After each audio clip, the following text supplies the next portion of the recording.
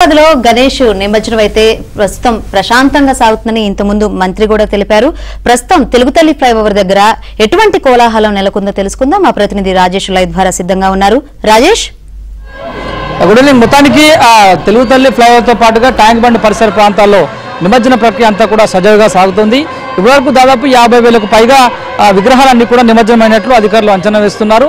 మంత్రి పొన్నం ప్రభాకర్ కూడా ఇన్ఛార్జి హైదరాబాద్ మంత్రిగా ఉన్నారు కాబట్టి ఎప్పటికప్పుడు ట్యాంక్ బండ్ పరిసర ప్రాంతాల్లో కళ్లే తిరుగుతూ ఆయా ప్రాంతాల నుంచి వస్తున్నటువంటి విగ్రహాలకు సంబంధించినటువంటి విషయంలో ఎలాంటి ఇబ్బందులు లేకుండా పూర్తి స్థాయిలో మానిటరింగ్ కూడా చేస్తున్నారు. కాసేపటితో ఆయన ఫోన్లోకి అందుబాటులోకి వచ్చిన పరిస్థితి ఉన్నప్పటికీ కొద్దిగా ఇతరత్ర బిజీ షెడ్యూల్ కారణంగా మంత్రి పొన్నం ప్రభాకర్ లైవ్లోకి రాలేకపోయారు. ఓవరాల్గా మనం తెలుగుతల్లి ఫ్లైఓవర్ మీద ఉన్నాము.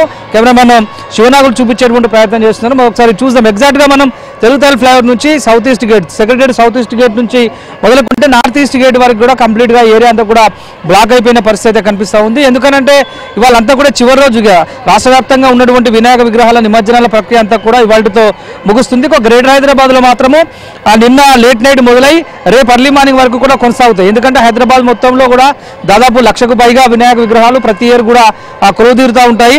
ఇందులో కేవలము ట్యాంక్ బండ్ పరిసర ప్రాంతాల్లోనే కేవలం ట్యాంక్ బండ్కి వచ్చేటువంటి విగ్రహాలు మాత్రమే 80 to 90% కూడా ఉండే ఛాన్సెస్ ఉంటుంది. సో ఈ నేపథ్యంలో అధికారులందరూ కూడా పూర్తి స్థాయి బందోబస్తు ఏర్పాట్లన్నీ కూడా చేశారు.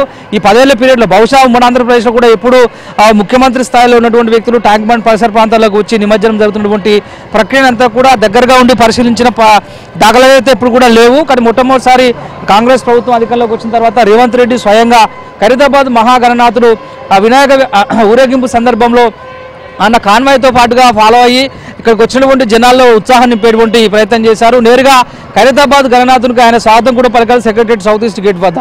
ఇది ఫస్ట్ బహుశా ఇది మొట్టమొదటిసారి అయి ఉంటుంది. ఆ తర్వాత నేరుగా ఇక్కడ నుంచి క్రేన్ నెంబర్ 4 నుంచి క్రేన్ నెంబర్ 9 వరకు కూడా పూర్తి స్థాయిలో కలిగి తిరిగారు. ఇటు ఆ రోటరీ పార్క్ నుంచి ఇటువైపు వస్తున్నటువంటి రోటరీ పార్క్ నుంచి నెక్లెస్ రోడ్ వైపు వస్తున్నటువంటి విగ్రహాలకు సంబంధించిన విషయంలో ఎలాంటి ఇష్యూస్ లేకుండా ఇబ్బందులు లేకుండా లుంబినీ పార్క్ లోనికి వెళ్ళి గ్రేటర్ హైదరాబాద్ మున్సిపల్ కార్పొరేషన్కి సంబంధించినటువంటి అధికారులు కావచ్చు, జిహెచ్ఎంసీ అధికారులు కావచ్చు, ఇతర వాటర్ వర్క్స్ సంబంధించిన అధికారులతో కలిసి కళ్ళే తిరిగి కొన్నటువంటి అధికారులందరికీ కూడా కొన్ని డైరెక్షన్స్ ఇచ్చారు. ఇక్కడికి ఎక్కువ సంఖ్యలో వచ్చేటువంటి జనాభాకు సంబంధించినటువంటి విషయంలో వాటితో నేరుగా అడిగి తెలుసుకున్నారు. వినాయక విగ్రహ నిమజ్జనానికి సంబంధించినటువంటి ఏర్పాట్లు ఎలా ఉన్నాయి, ఏ విధంగా ఎంజాయ్ చేస్తున్నారు, ఎక్కడెక్కడి నుంచి వస్తున్నటువంటి అంశాన్ని కూడా నేరుగా ముఖ్యమంత్రి హోదాలో అడిగి తెలుసుకోవడం అంతా కూడా ప్రజలతో కొస్తా జోస్ నింపిందని చెప్పాలి. దీంతో పాటుగా ఇటు విగ్రహాలకు సంబంధించినటువంటి విషయంలో ఒకవైపు నిమజ్జనం అవుతుంది, ఇంకొక వైపు జిహెచ్ఎంసీ సిబ్బంది ఎప్పటికప్పుడు ట్యాంక్ బండ్ నుంచి కూడా విగ్రహాలన్నీ కూడా తీసేస్తున్నారు. ఎందుకంటే ఒకేసారి తీసేస్తే ఎక్కువ టైం పట్టే అవకాశం ఉంటుంది. మరోసారి ట్యాంక్ బండ్లో ఉన్నటువంటి వాటర్ అంతా ఇప్పటికే పొల్యూట్ అయి ఉంటుంది కాబట్టి దానికి ఇబ్బంది కలగకుండా ఉండేందుకు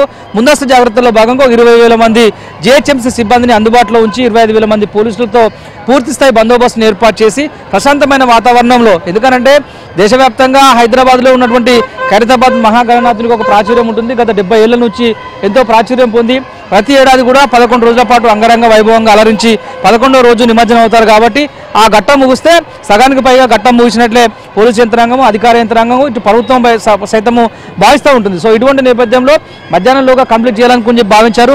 ఇక 2:30 ప్రాంతంలో బాలాపూర్ వినాయకుడు కూడా క్రేన్ నెంబర్ 13 వద్ద నిమజ్జనమయ్యారు. ఆ తర్వాత ఇక ఒక్కొక్క విగ్రహం ఇటువర్స్ రామంతపూర్, ఎల్బీనగర్ నుంచి వచ్చే వాహనాలు కావచ్చు, ఇటు అంబర్పేట కూకట్పల్లి నుంచి వచ్చేటువంటి వాహనాలు కావచ్చు, ఇటు మెహదీపట్నం నుంచి వచ్చేటువంటి వాహనాలు కావచ్చు, అల్వాల్ నుంచి వచ్చేటువంటి వాహనాలు కావచ్చు, ఎక్కడికక్కడ పోలీసులు ఒక రూట్ మ్యాప్ని క్లియర్ చేసి పెట్టారు. ఆ రూట్ మ్యాప్ ఆధారంగా ఒక్కొక్క విగ్రహం అంతా కూడా ట్యాంక్ బండ్ పరిసర ప్రాంతాలకు చేరుకుంటుంది. మనం ఆ విజువల్స్లో చూడొచ్చు. శివనాగులు చూపిస్తున్నారు విజువల్స్లో. సౌత్ ఈస్ట్ గేట్ నుంచి క్రేన్ నెంబర్ 4, 5, 6, 7, 8, 9 వరకు కూడా వెళ్తున్నటువంటి వినాయక విగ్రహాలకు సంబంధించినటువంటి వాహనాలు అన్ని కూడా చూడవచ్చు. మరోసారి హైదరాబాద్ నగరంలో జనసందోహంగా మారినటువంటి యొక్క హుస్సేన్ సాగర్ తీరాలంతా కూడా కేరింతలతో ఆహ్లాదకరంగా వయసుతో సంబంధం లేకుండా మహిళలను కాకుండా వృద్ధులు, పెద్దవారు, చిన్నవారు తేడా లేకుండా ప్రతి ఒక్కరు ట్యాంక్ బండ్కి వచ్చి నేరుగా విగ్రహాల నిమజ్జన ప్రక్రియను ప్రత్యక్షంగా వీక్షించేందుకు కూడా ఎక్కువగా ఆసక్తి కనబరుస్తున్నారు. వాటికి సంబంధించిన విజువల్స్ అన్ని కూడా ఏబిఎన్ ఆంధ్రజ్యోతి స్క్రీన్ పైన మనం చూసే ప్రయత్నం చేయొచ్చు. వాళ్ళ ఉదయం నుంచి కూడా మనం నాన్ స్టాప్గా కవరేజ్ చేస్తూనే ఉన్నాం. అర్ధరాత్రి వరకు కూడా వినాయక విగ్రహాల ఊరేంపు ప్రక్రియ అంతా కూడా కొనసాగుతుంది. ఎందుకంటే ట్రాఫిక్ దృష్ట్యా ఒక్కొక్క విగ్రహం ఇక్కడ చేరుకోవాలంటే దాదాపు 3 గంటల నుంచి 4 గంటల మేర సమయం పడుతుంది. వచ్చిన తర్వాత మళ్ళీ క్రేన్ దగ్గర కూడా 1.5 నుంచి 2 గంటల సమయం పడుతుంది. అంటే ఒక విగ్రహం నిమజ్జనం కావడానికి ఆల్మోస్ట్ 6 గంటల నుంచి 5 గంటల నుంచి 6 గంటల సమయం పట్టే అవకాశం ఉంటుంది కాబట్టి దీని అంతటిని కూడా దృష్టిలో ఉంచుకొని పూర్తి స్థాయిలో ఇటు లిబర్టీ సర్కిల్ కింద నుంచి మొదలుకుంటే నారాయణగూడ ఫ్లైఓవర్ వరకు కూడా బారికేడ్లు వేశారు పోలీసులు. ఇటు మేదుపట్నం నుంచి వచ్చేటువంటి వాహనాల కోసం లగటికప్పుల్లో కూడా బారికేడ్లు వేశారు. అదేవిధంగా ఖైరతాబాద్లో కూడా ట్రాఫిక్ డైవర్షన్ పెట్టినటువంటి పరిస్థితి కనిపిస్తుంది. ప్రస్తుతం మంత్రి పొన్నం ప్రభాకర్ సెక్రటరియట్లో ఉంటూ ఎప్పటికప్పుడు పరిస్థితిని మానిటరింగ్ చేస్తున్నారు.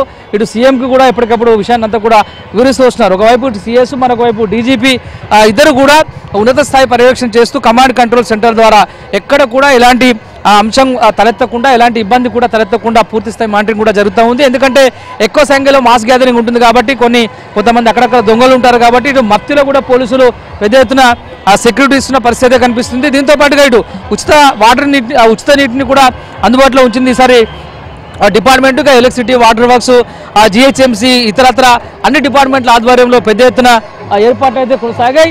సాయంత్రం అయింది కాబట్టి ఇక వాతావరణం అంతా ఒక్కసారిగా కూడా చల్లబడింది. చల్లబడ్డటువంటి వాతావరణానికి మరొకసారి పెద్ద సంఖ్యలో అంటే నిమజ్జనాల ప్రక్రియ పూర్తయినప్పటికీ కూడా చాలామంది ఉదయం పూట్ల లేదంటే మధ్యాహ్న సమయంలో వస్తారు. నిమజ్జనాలకు సంబంధించిన ప్రక్రియ అంతా కూడా కంప్లీట్ చేసుకుని తిరిగి ఇళ్లకు వెళ్ళిపోతారు. తిరిగి మరోసారి సాయంత్రం 6 తర్వాత రావడానికి కూడా వాళ్ళు ఆసక్తి చూపిస్తారు. ఎందుకంటే 6:30 సమయం తర్వాత కూడా పెద్ద ఎత్తున ట్యాంక్ బండ్ పరిసర ప్రాంతాల్లో వాతావరణం అంతా కూడా ఒకసారి చల్లబడుతుంది. చూడడానికి చాలా ఆహ్లాదకరంగా ఉంటుంది. కాస్త చీకటి అయితే ట్యాంక్ బండ్ పరిసర ప్రాంతాలు అన్నీ కూడా విద్యుత్ కాంతులతో వెలిగిపోతుంది.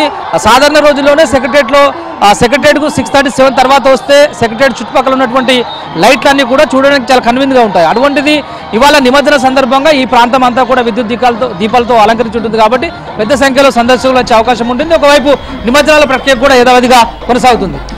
Right, thank you Rajesh. అది తెలుగు తల్లి ఫ్లైఓవర్ దగ్గర మొత్తం జనసంద్రమైనట్లు కనిపిస్తుంది. వాతావరణం చల్లబడడంతో నిమజ్జనం అయితే ఊపందుకున్న పరిస్థితులైతే